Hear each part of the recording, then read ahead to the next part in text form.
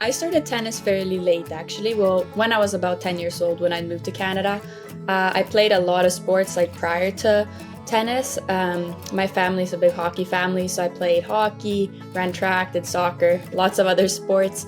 And then eventually, when we moved to Canada, we were kind of just looking for like hockey clubs for my brother to play at. And my mom's like, well, they had a tennis camp going on. And she's like, why don't you try tennis? And I wasn't so like interested at first because I was like, didn't I love to run, and I'm like, I don't know if this is enough running, but then I learned that there's a lot of running in tennis.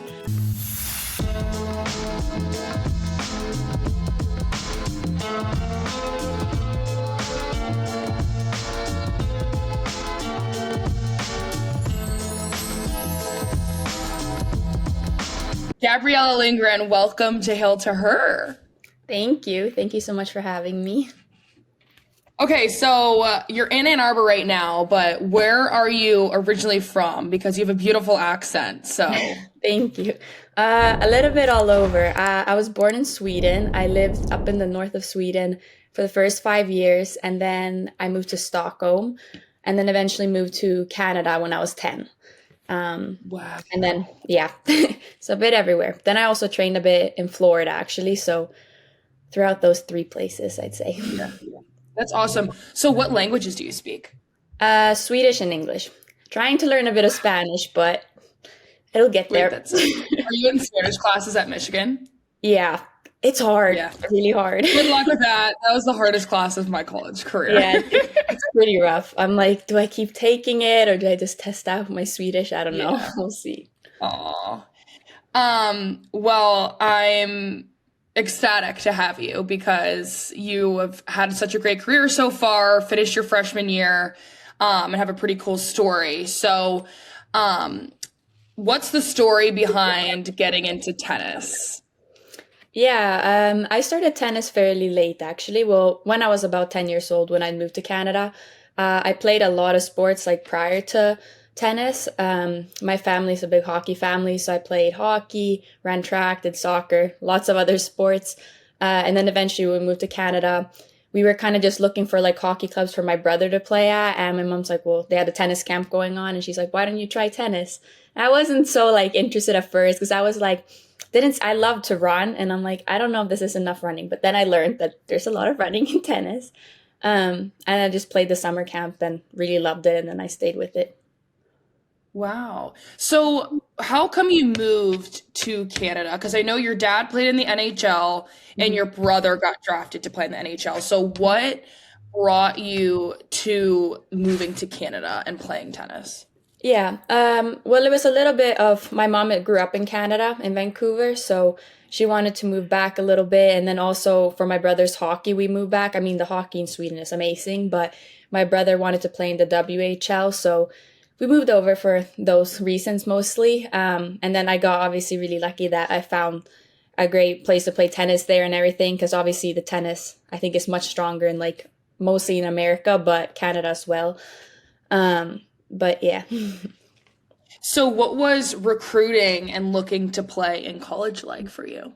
Well, it was a little bit different, but like also having like lived in Florida, I lived in Florida since I was 15, so I was like in America, played some college girls in like UTR tournaments and things like that. So like I was lucky to have the opportunity to still like the coaches were kind of able to get me to know me that way, but obviously like I wasn't this like American player that they'd known since like I was young.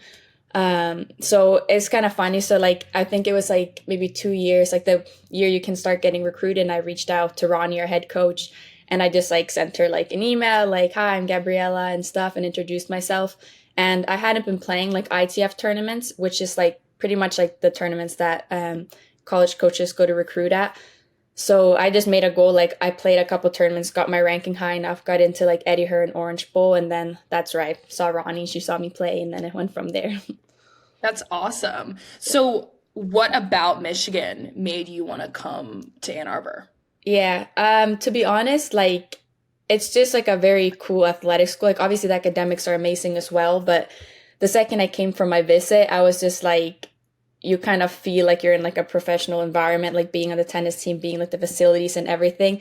Like I just knew that it was like the environment I wanted to be in. Like obviously it comes with everything. Like I mean, I feel like everyone says that you have the academics, you have beautiful campus and tennis and the sports and everything, but love the coaches as well. Like it's a great mix of coaches. We have Ronnie, Ty, and Jan, and they're all different, but they're all like, I mean, amazing coaches, and I have a great time with them as well. So it just was like pretty much everything just fit together, and that's what made me come.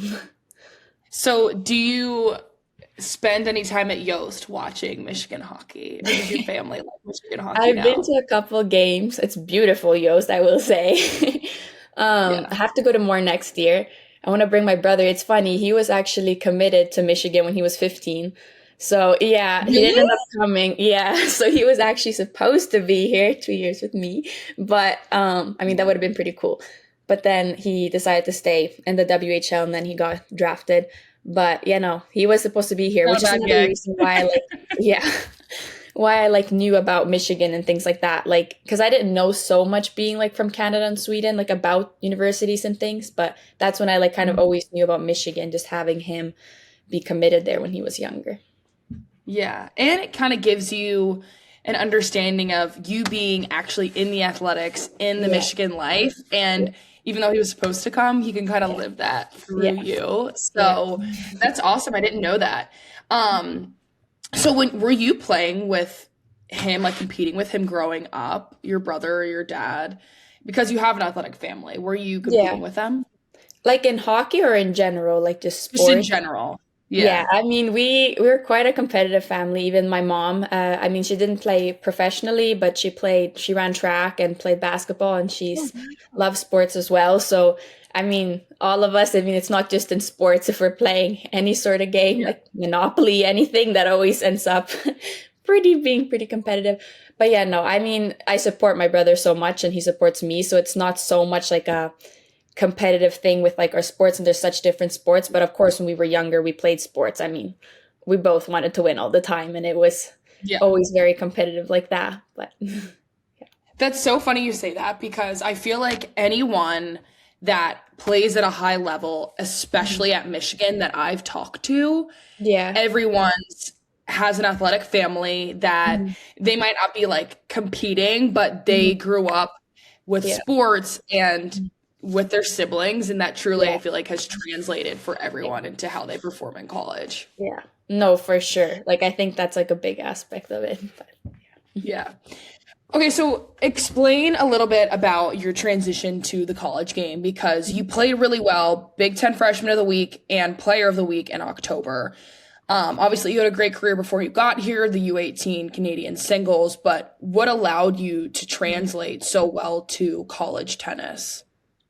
yeah, I mean, it's for sure different. Like, because I mean, tennis is an individual sport, but now you're in a team, like your matches, they affect the team. It's not just yourself, which, to be honest, is a very big adjustment. It adds quite a bit of pressure when you're on court. But I think just being like disciplined and like, I mean, I lived on my own training in Florida and things like that. And doing that before I came to college, I think gave me a little bit of an advantage because, like, I mean, you're by yourself. You have to take care of things yourself. You don't have a parent telling you what to do. Like, you have to be Yeah. driven yourself. And I think I was able to like translate that quite well into college. Just, um, like, I don't know. I don't know if this is like really making sense, but just being No, like yeah. really disciplined, to be honest, because I mean, college is tough tennis. These players, I mean, you're playing older players too and things like that. They're going to be more experienced than you.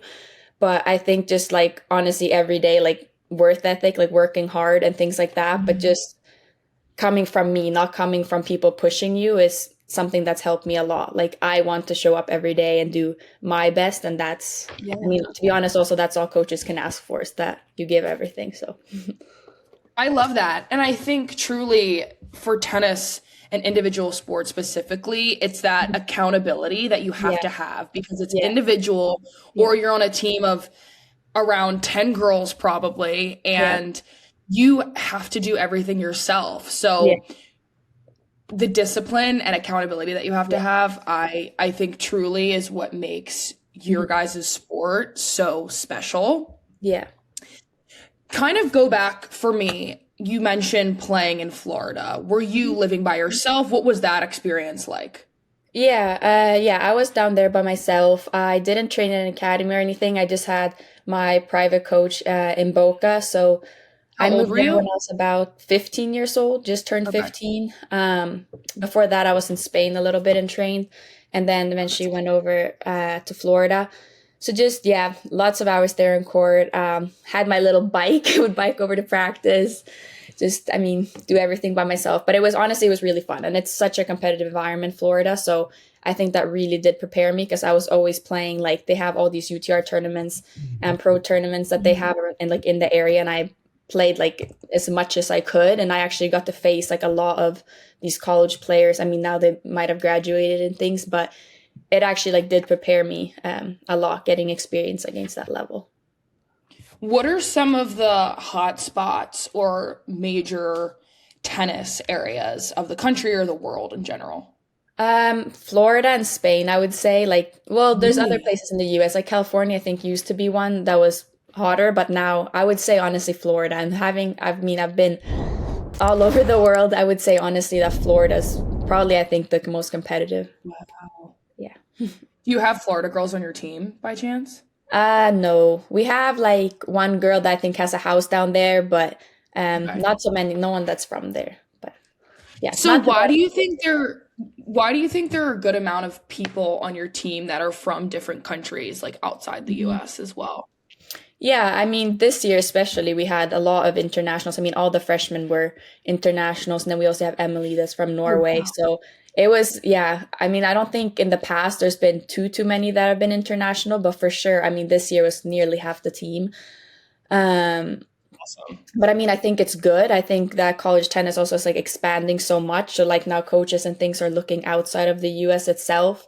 There's a lot more like Europeans that are coming and things like that. They're getting more like they're realizing that college tennis is actually like really strong. And if they want to go play pro after, do stuff like that, it's actually like a great stepping stone towards that, which I don't think it Mhm. was that way before. But I think a lot, I mean, you can see it already, but there's going to be a lot of more internationals that are coming over here to play. I really like that. And I think that's not niche, but very specific to certain sports. Like I grew Yeah. up playing in the East Coast of the US. My college team, we didn't have a single international student athlete, like literally all Americans. And I think what's Oh, good really? about having athletes from different countries is the fact that you can kind of not adapt, but learn their styles and have it translate into your overall game. Okay, you went from being the Big Ten Player of the Week and Freshman of the Week in October Mhm. and transitioned just so well to Michigan tennis. So, kind of explain what has made you so good early on in your career at Michigan. I think it ties back to, I mean, things I said before, just coming and playing like quite, or being like individual, like being by myself in Florida and things like that. And I think I've also gotten to see, obviously, my dad and my brother and even my mom, like the way they are and things like that, the characteristics that they take on. And I mean, I think that transitions just so much into tennis, into sports in general, which has just helped me like so much. And I mean, obviously my fall was great. My spring was a little bit rough, could have been definitely a lot better, but I think it's just a lot of adjustments with it being like a team sport and just getting used to playing with a team and just like you're not by yourself on the court and getting used to that. But I mean, for sure I'm gonna adjust and it's gonna be great, but that's definitely like the area that I still have to work on. But yeah. So, what is the difference between fall tennis and spring tennis? Yeah, so fall is basically just more like individual tournaments, so it's not too Okay. different than like what I would do before I came to school. So it's just like you play. I mean, they take maybe like four girls certain tournaments and things like that, and then we play. I mean, it's like my wins and losses won't affect anything. It's just kind of for me to get matches. And that's also when they have like NCAA, so I think All Americans, things like that, and regionals, which I played. And then the spring is just like team. So that's all, everything is with the whole team. I love that. Who is your partner when you do doubles? Well, in the fall, I was mostly playing with Reese, and then to be honest, it mixed around a lot. So there wasn't in the end. I mean, I was with Reese a little bit with Piper. it changed pretty much, Piper. but well, yeah, Piper's great. So is Reese. But we'll see. We'll see how it goes next year and how that goes. Yeah. So what are some of your goals for your career, tennis wise, or just in general at Michigan? Yeah, well, at Michigan, I mean, I think this first year was definitely like an adjustment year. I mean, next year I want to come out and really do well, help the team a lot. And I have some time now. I think it's great that I'm training here during the summer. I get to be with the coaches and continue getting used to like their training styles, and they're gonna help me get to know my game better, get to know me better, which I think will be really good. And in college, I mean, my goals, I would put them as high as they could be. I mean, I want to come out here winning like NCAAs and winning the team Mhm. tournament and everything like that. So that would be amazing. And then after college, I do want to continue playing tennis and try to play tennis professionally. But yeah, that's my goal. Yeah. Where would you want to play professionally at? Well, I guess my training like base where I mean, you would be traveling all the time, but Yeah. probably honestly in Florida. I would just say like most players Okay. they stay in Florida just because it's so warm, like the conditions are hard like that. So when you Yeah. go play other tournaments like somewhere else, it kind of feels not easier, but like you've trained in like the hardest climate and everything. So I would say Florida. Okay. And if there's any female tennis player that you look up to or grew up watching, who do you think that would be? I mean, it changed a little bit. On the women's side, I used to really like Paula Badosa, but I like different parts of people's games. Like, I just loved her like intensity and like the way she moves. She's a really great athlete. And then they kind of changed to Sabalenka. Like, she's very powerful, and yeah, the same thing kind of like she's just so Yeah. fiery on court, which I really like. But and then I guess for like men's. I used to like Roger, but then I'm like, hey, became a little too calm for me, and then it switched to Alcaraz. So it Okay. changes here and there, but I love that. What do you think about your game specifically? Like, Mhm, what is that one thing when people watch you play that mhm, they look at, like when you're talking about these people? What do you think makes your mhm. game unique? That's a good question.